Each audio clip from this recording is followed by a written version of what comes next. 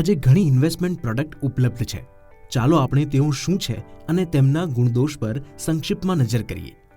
ચાલો આપણે ફિક્સ ડિપોઝિટથી શરૂઆત કરીએ.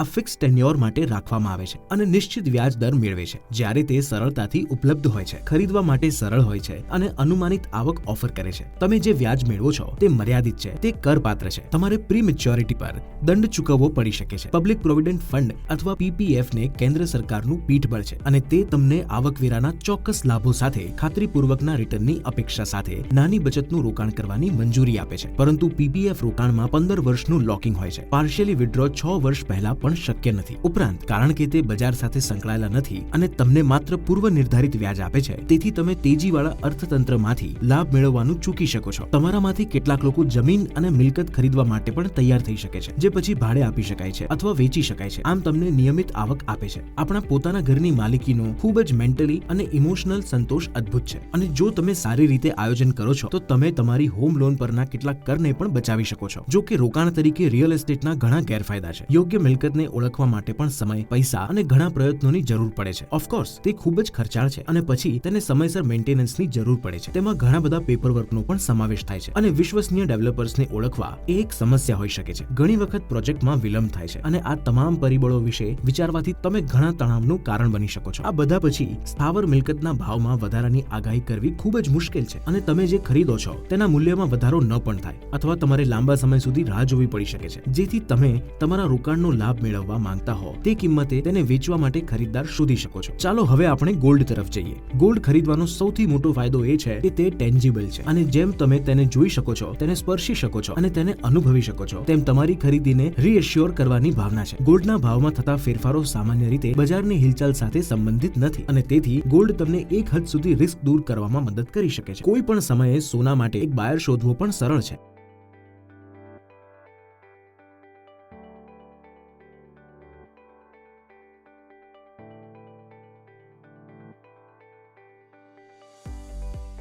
પરંતુ તે ખરીદવું ખર્ચાળ છે. સુરક્ષિત રીતે સંગ્રહ કરવું મુશ્કેલ છે. ટ્રાન્ઝેક્શન ખર્ચ ઊંચો છે અને જ્યારે પણ તમે વેચશો ત્યારે તમે થોડું મૂલ્ય ગુમાવશો. જ્યારે કેટલાક લોકો સોનાને રોકાણ તરીકે ખરીદે છે ત્યારે તેઓ તેની સાથે ભાવનાત્મક રીતે જોડાયેલા હોય છે અને યોગ્ય સમયે પોતાને તેને વેચવા દેતા નથી. એકંદરે તે અન્ય ઇન્વેસ્ટમેન્ટ પ્રોડક્ટની સરખામણીમાં ઓછો ફાયદો આપી શકે છે. સરકારી અને કોર્પોરેટ બોન્ડ્સ એ ફિક્સ્ડ ટર્મ ઇન્વેસ્ટમેન્ટ છે, જેમાં તમને કરારના વ્યાજની ચૂકવણી કરવાનો સમાવેશ થાય છે, જે તમને કાર્યકાળના અંતે એક નિશ્ચિત કિંમત આપે છે. જો કે જો વ્યાજના દરમાં વધારો થાય છે તો બોન્ડ્સનું બજાર મૂલ્ય ઘટી શકે છે. તેથી આ ઇન્સ્ટ્રુમેન્ટ તમારામાંના તે લોકો માટે યોગ્ય છે જેઓ થોડું જોખમ લેવા માંગે છે અને નિષ્ઠાપૂર્વક નિશ્ચિત રિટર્ન મેળવવા માંગે છે. તેઓ જે રિટર્ન ઓફર કરે છે તે મર્યાદિત છે તે ધ્યાનમાં લેતા આ રોકાણો ખૂબ લાંબા ગાળાના રોકાણ માટે યોગ્ય ન હોઈ શકે. કંપનીઓ કોર્પોરેટ બોન્ડ હોલ્ડર્સને ચૂકવણીમાં ડિફોલ્ટ કરી શકે છે અને આ ડિફોલ્ટ જોખમોને બોન્ડની ક્રેડિટ રેટિંગ દ્વારા નક્કી કરી શકાય છે.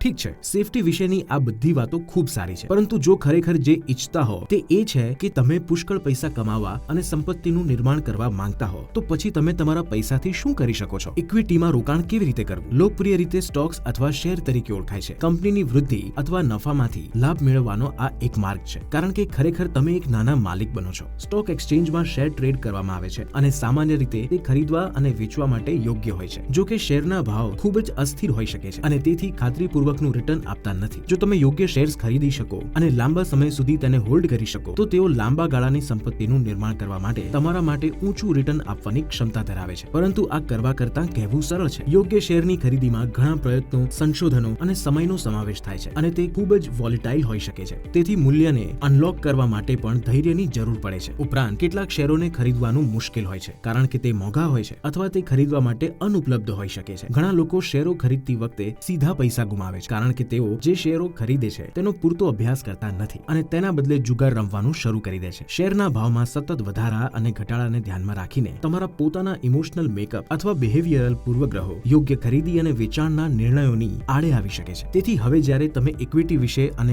અનિશ્ચિત આવક વિશે પણ જાણો છો ત્યારે તમારે સમજવાની જરૂર છે કે આમાંના કોઈ પણ એક જાતે જ તમારા માટે યોગ્ય ન હોઈ શકે, ખાસ કરીને લાંબા ગાળે. જ્યારે નિશ્ચિત આવક તમને પ્રમાણમાં અપેક્ષિત રિટર્ન મેળવવામાં મદદ કરી શકે છે, તેમ છતાં છતાં આ રિટર્ન્સ તમે અન્ય એસેટ વર્ગોમાંથી જે કમાણી કરી શકો છો તેના કરતા ઓછા હોઈ શકે છે. ઇક્વિટી તમને સંપત્તિનું સર્જન કરવામાં મદદ કરી શકે છે, પરંતુ જ્યારે તમને બજારના જોખમો સામે ઉજાગર કરે છે ત્યારે ઇક્વિટીનું યોગ્ય મિશ્રણ જે તમને વૃદ્ધિ અને નિશ્ચિત આવક પ્રાપ્ત કરવામાં મદદ કરે છે, જે તમને સ્થિરતા ઉમેરવામાં મદદ કરે છે, જે તમને તમારા લાંબા ગાળાના નાણાકીય લક્ષ્યોને પહોંચી વળવામાં મદદ કરે છે, જે આપણને મહત્વના પ્રશ્ન તરફ લઈ જાય છે. અત્યાર સુધી જે ઉત્પાદનોની રજૂઆત કરવામાં આવી છે તેના લાભોમાંથી જો તમે મેળવવા માંગતા હો, પરંતુ માત્ર એ સિંગલ પ્રોડક્ટમાં રોકાણ કરીને જ તમે મેળવવા માંગતા હો, તો મ્યુચ્યુઅલ ફંડ્સમાં એન્ટર કરો. મોટા ભાગના નિષ્ણાતો મ્યુચ્યુઅલ ફંડ્સની ભલામણ કરે છે કારણ કે આ ખરીદવામાં ખૂબ જ સરળ છે અને સમજવા માટે સરળ છે. જ્યારે તમે મ્યુચ્યુઅલ ફંડમાં રોકાણ કરો છો ત્યારે તમને પૂર્વ વ્યાખ્યાયિત ઉદ્દેશ પ્રાપ્ત કરવા માટે ખરેખર શેરો, બોન્ડ્સ, મની માર્કેટ ઇન્સ્ટ્રુમેન્ટ્સ વગેરે જેવી સિક્યોરિટીઝના સંયોજનોનો એક્સેસ મળે છે. મ્યુચ્યુઅલ ફંડ્સ દ્વારા સંચાલિત આ ઇનબિલ્ટ ડાયવર્સિફાઈ ઇક્વિટી અને ફિક્સ્ડ ઇન્કમ જેવા બહુવિધ એસેટ ક્લાસમાં તમારા જોખમને વિસ્તૃત કરે છે, જેનો અર્થ એ છે કે તમે વળતર મેળવવા માટે કોઈ એક સ્ટોક અથવા બોન્ડ પ્રાઇસની હિલચાલ પર આધારિત નથી. મ્યુચ્યુઅલ ફંડ્સ તમને લાંબા ગાળાની સંપત્તિનું નિર્માણ કરવામાં, જોખમનું સંચાલન કરવામાં, કર બચાવવામાં અને બીજું ઘણું બધું કરવામાં મદદ કરી શકે છે. તેઓ રિટેલ રોકાણકારોના સૌથી શ્રેષ્ઠ મિત્ર છે અને કોઈ પણ રોકાણકારના પોર્ટફોલિયોનો મહત્વપૂર્ણ ભાગ છે. આજે ઘણા પ્રકારના મ્યુચ્યુઅલ ફંડ્સ ઉપલબ્ધ છે. આ ખરીદવા માટે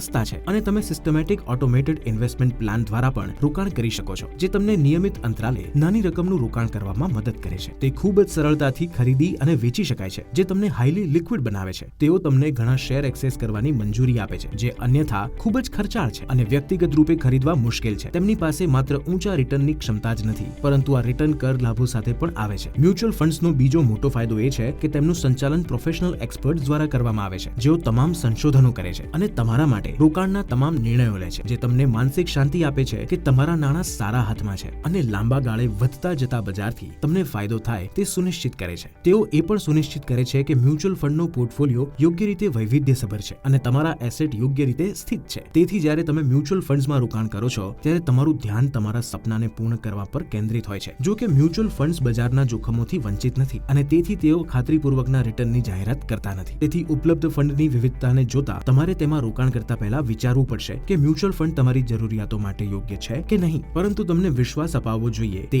એ છે કે મ્યુચ્યુઅલ ફંડ ઉદ્યોગ સિક્યોરિટીઝ અને exchange board of India SEBI દ્વારા ખૂબ જ નિયમનચીવટપૂર્વક નિયમન થાય છે, જેમનું કામ રોકાણકારોની રુચિઓનું રક્ષણ કરવાનું છે. આ પ્રોડક્ટને ખૂબ જ પારદર્શક બનાવે છે અને તમે હંમેશા જાણશો કે તમારા પૈસાનું શું થઈ રહ્યું છે. અમે સમાપ્ત કરીએ તે પહેલા કૃપા કરીને નોંધ લેશો કે કોઈ પણ એક પ્રોડક્ટ તમારી જાતે જ તમારા માટે બધું જ નહીં કરે, પરંતુ પ્રોડક્ટનું યોગ્ય સંયોજન તમને તમારા તમામ નાણાકીય લક્ષ્યો હાંસલ કરવા માટે આયોજન કરવામાં મદદ કરી શકે છે. જો તમે કેવી રીતે શરૂઆત કરવી તે અંગે અનિશ્ચિત હો તો મ્યુચ્યુઅલ ફંડમાં રોકાણ કરો અથવા ઇન્વેસ્ટમેન્ટ એડવાઇઝરની સલાહ લો. તેથી સમજી વિચારીને પસંદગી કરો.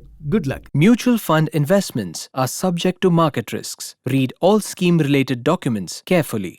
મ્યુચ્યુઅલ ફંડના રોકાણો બજારના જોખમોને આધીન છે. યોજના સંબંધિત તમામ દસ્તાવેજોને કાળજીપૂર્વક વાંચો.